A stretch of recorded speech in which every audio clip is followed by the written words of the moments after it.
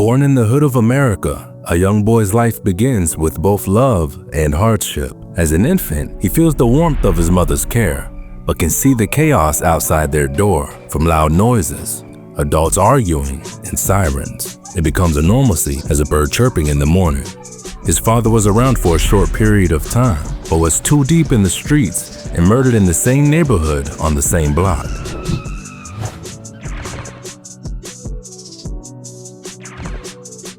Becoming quite a void in his early years as he ages, filled instead by stories from family and friends about how his father was a street legend and put that work in. Some men might step in, but their guidance is often split between love and life shaped by the streets. He dreams of playing basketball and enjoys reading his favorite comic books. Despite his hobbies, he quickly learns the rules of his environment. By the time he can tie his shoes, he knows that certain colors, certain streets, and even certain looks can make the difference between life and death. Gang territories dictate where he can play, and tragedy strikes early. His peers lost to stray bullets or retaliation from rival gangs. He's taught to keep his head down, but even that can't shield him from the dangers creeping closer. Knowing some rival gang of people you have never met would want to kill you, feeling almost like being a sport of some sort, setting an invisible timer for when his own innocence will be tested.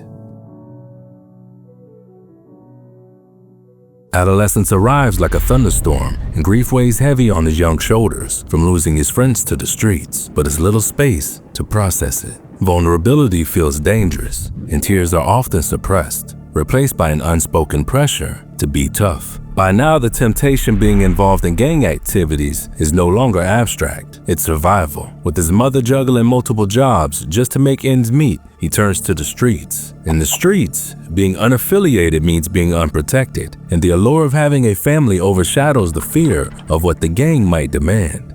The first time he's handed a gun, he feels both heavy with power and burdened with fear.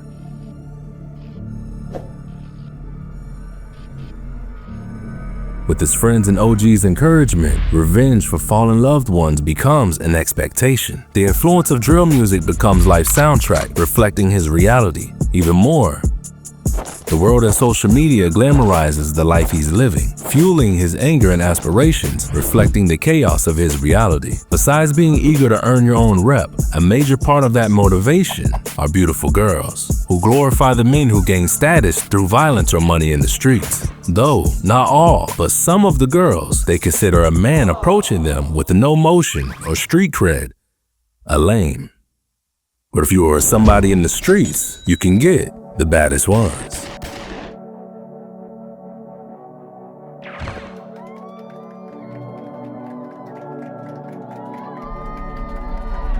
Yet, the weight of grief from lost friends and the constant threat of death begins to wear him down emotionally.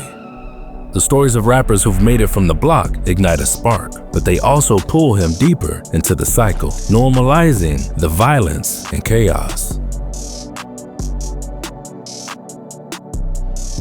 His closest friend, considered as his brother, is murdered right in front of him.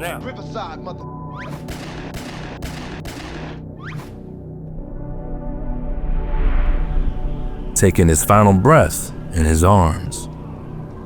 The pressure to retaliate becomes unbearable. He finds himself committing acts of violence that both terrify and harden him.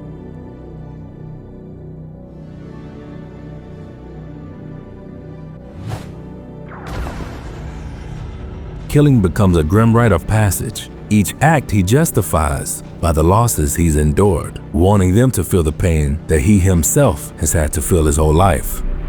But with every revenge comes new enemies, and the line between survival and destruction blurs. The faces of those he's lost haunt him at night, while the faces of those he's hurt shadow his days. By his late teens, the scars of his life are etched deeply into his soul. PTSD and anxiety are a silent companion, though he doesn't have words to name it. Dreams of ever leaving his hood are far gone and replaced with loyalty, fear, and systemic barriers. Anxiety follows him everywhere, and trust is a luxury he can't afford. Breaking free from the streets isn't just about leaving, it's about changing everything he's ever known.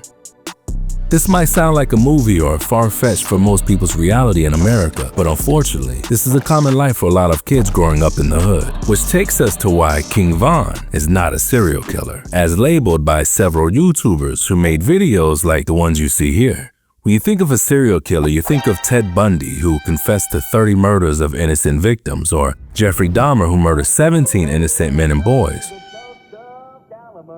Even John Wayne Gacy, who assaulted and murdered almost 33 people.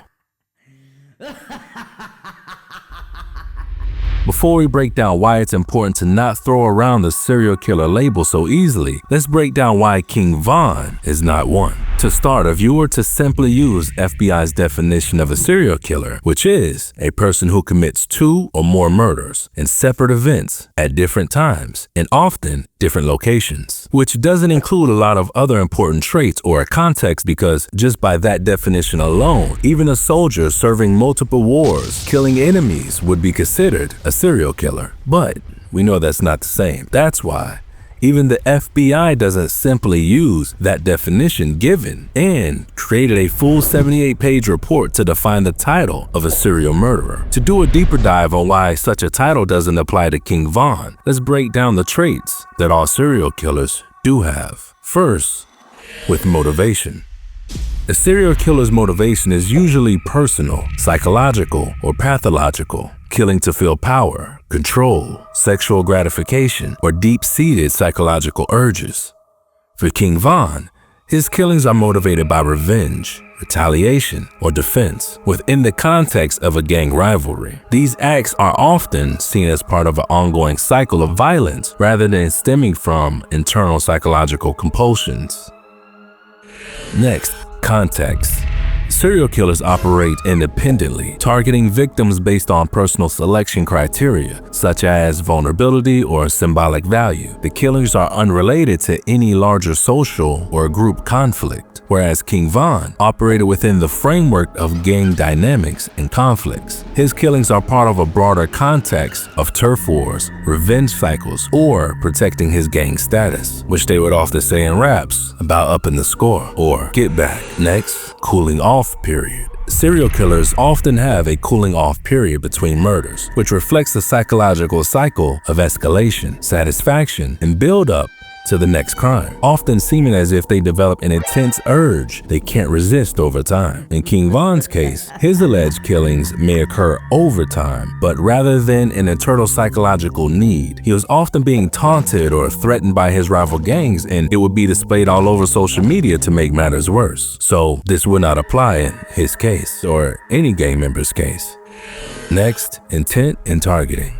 Serial killers' victims are often chosen because of specific traits like gender, age, appearance, or symbolic significance to the killer's psyche. There's usually no personal relationship between the killer and their victims, whereas a gang member's victims are typically rival gangs or those perceived as threats. The killings are targeted based on affiliations or personal beef, not abstract psychological criteria, like as said for a serial killer. Last is criminal classification by law. A serial killer is classified based on their psychological profile, patterns, and motivations. Their crimes are often analyzed through behavioral and forensic profiling by the authorities. But for gang members, they are classified as a part of an organized crime or violent street crime. Their actions are seen as part of gang activity rather than isolated psychological issues.